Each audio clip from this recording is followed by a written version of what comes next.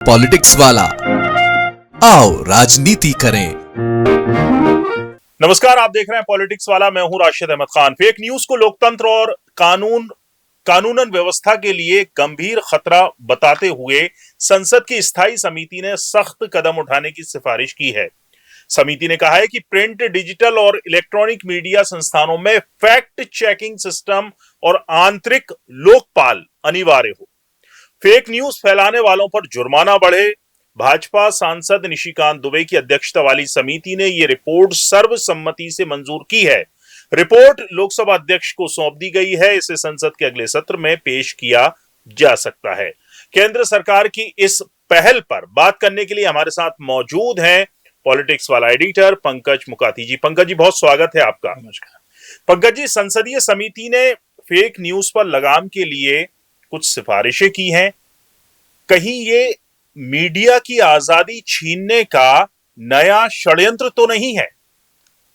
देखिए, fake news पर रोक की जो बात है, अच्छा लगता है सुनने में, बड़ा अच्छा दिखता है, ऊपर ऊपर से सब ठीक दिखता है। लेकिन इस देश में पहले से ही इतने कानून हैं जिनके जरिए फेक न्यूज को रोका जा सकता है जी। आप अब तक किस कानून के तहत लोगों को फेक न्यूज के जुर्म में गिरफ्तार कर रहे हैं? किस कानून के तहत आप लोगों को फेक न्यूज के लिए अंदर कर रहे हैं?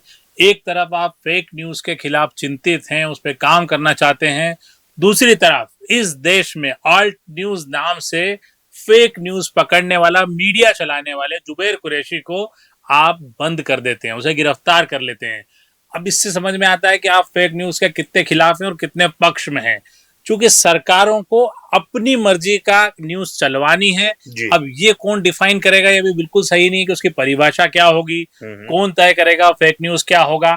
ऑलरेडी अभिव्यक्ति की आजादी के तहत जो नियम कायदे बने हुए हैं, उसके तहत कौन सी न्यूज खबर है और कौन सी खबर अफवाह है, इसका डिफाइन किया हुआ है। और भारतीय जो पहले दंड संहिता थी, जो अब न्याय संहिता हो गई है, उसमें भी इसे बकायदा दिया हुआ है। इसके लिए धाराएं हैं, मानहानि से लेकर तमाम तरह की, कॉपीराइट एक्ट है, फेक न्यूज पे बात है।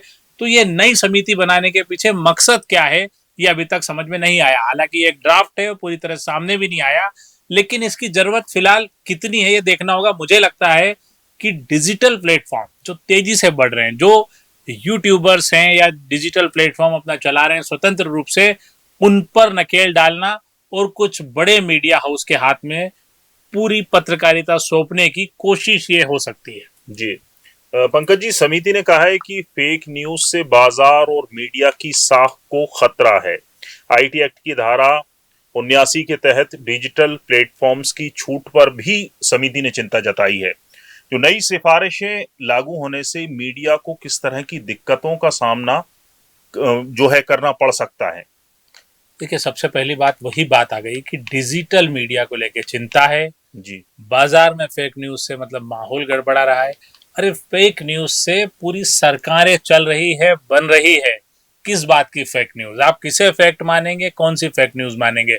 डिजिटल मीडिया पर अंकुश लगाने की कोशिश है। जिस ढंग से आज के दौर में ये हुआ है कि पहले जैसे 4-5 बड़े मीडिया हाउस होते थे और अगर उनमें खबर नहीं है तो कहीं खबर नहीं है।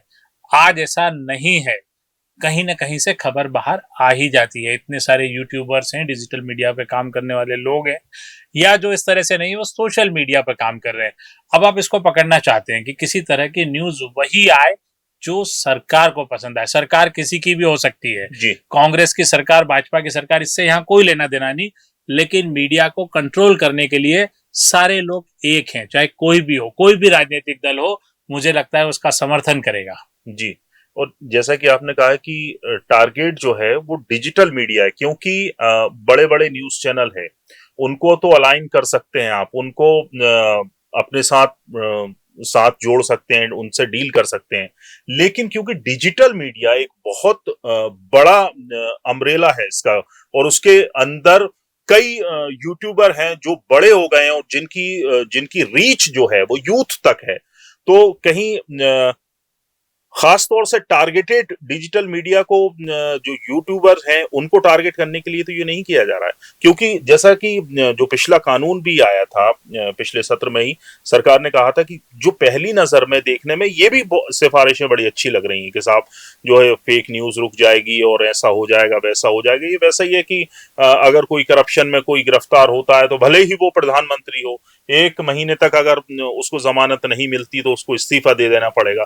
लेकिन उसमें भी जो विपक्षी पार्टियां हैं उनका जो डर था, वैसा ही यहां पर मीडिया को का भी डर होगा कि साहब आप जो आपके हित में नहीं होगा वो आपके लिए फेक न्यूज है। सबसे पहले तो सरकार को जो उनकी ट्रोल आर्मी है, सरकार या राजनीतिक दलों को जो उनकी ट्रोल आर्मी है उस पर अंकुश लगाना पड़ेगा, क्योंकि वो तो सबसे ज्यादा फेक न्यूज फैला रहे हैं, सबसे ज्यादा पोस्टर जारी कर रहे हैं, वीडियो जारी कर रहे हैं।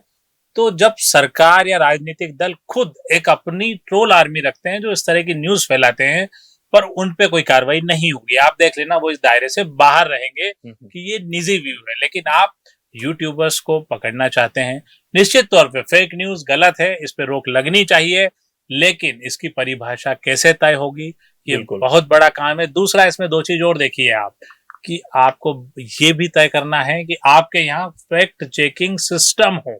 आप किसी भी तरह का मीडिया ऑर्गेनाइजेशन चलाते हो, फैक्ट चेकिंग सिस्टम यानी कि एक लाइसेंस जैसी कोई चीज हो जाएगी जिससे कि आपको पैसे लगाने पड़ेंगे। कैसे फैक्ट चेकिंग सिस्टम होगा?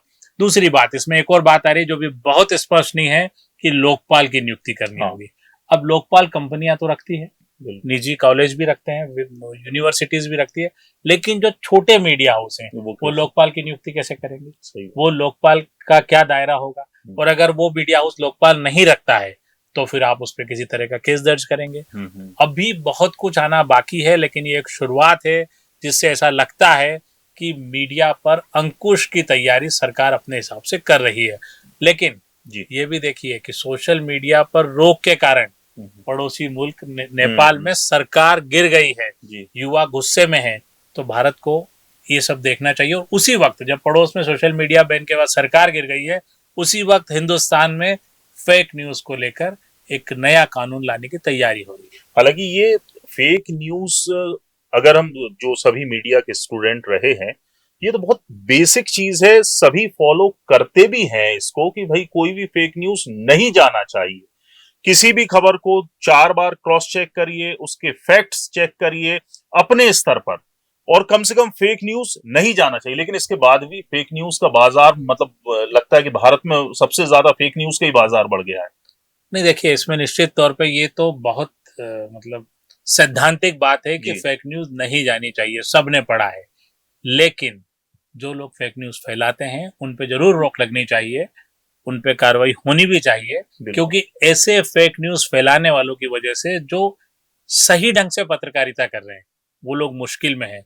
लेकिन जब सरकारें कानून बनाती है तो फेक न्यूज में अच्छी पत्रकारिता करने वाले लोग भी आ जाते हैं, क्योंकि जब आप ये कहेंगे कि आप सोर्स बताइए न्यूज का, जबकि सुप्रीम कोर्ट की गाइडलाइन ये कहती है कि कोई भी पत्रकार या मीडिया हाउस खबर का सोर्स बताने के लिए बाध्य नहीं है। पत्रकार कभी भी अपना सोर्स नहीं बताएगा, उसके लिए बाध्य भी नहीं है। वो न्यूज है, उसके फैक्ट बता सकता है, सोर्स नहीं बताएगा। लेकिन यहाँ पर आप नया कानून लाके उसको सोर्स बताने के लिए विवश कर सकते हैं, और जब आप सोर्स बताने के लिए किसी जर्नलिस्ट को विवश करेंगे तो धीरे धीरे खबरें, जो उसका सोर्स है वो भी उसको खबरें देना बंद कर देगा। तो ये बहुत लंबी लड़ाई है, और इसमें आने वाले समय में बहुत बारीकी से अध्ययन करने की जरूरत है कि लोकपाल क्या होगा, फैक्ट चेकिंग सिस्टम क्या होगा, कौन लोग इसकी मॉनिटरिंग करेंगे, और इतने बड़े देश में किस तरह से फेक न्यूज की मॉनिटरिंग हो सकेगी। बिल्कुल, बहुत बहुत शुक्रिया पंकज जी।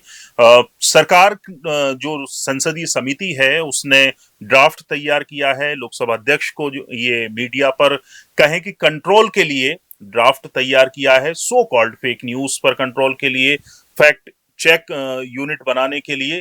बहुत कुछ इसमें सामने आना बाकी है, लेकिन पहली नजर में ये लगता है कि पहली नजर में मंशा जो है वो बिल्कुल साफ है कि सरकार किसी की भी हो, सरकार अपने कंट्रोल में जो है वो मीडिया को करना चाहती है। आप इस मुद्दे पर क्या सोचते हैं, क्या राय रखते हैं, कमेंट कर हमें जरूर बताएं। वीडियो पसंद आया हो तो लाइक कीजिए, शेयर कीजिए, और हमारे चैनल पॉलिटिक्स वाला को सब्सक्राइब जरूर कीजिए। नमस्कार।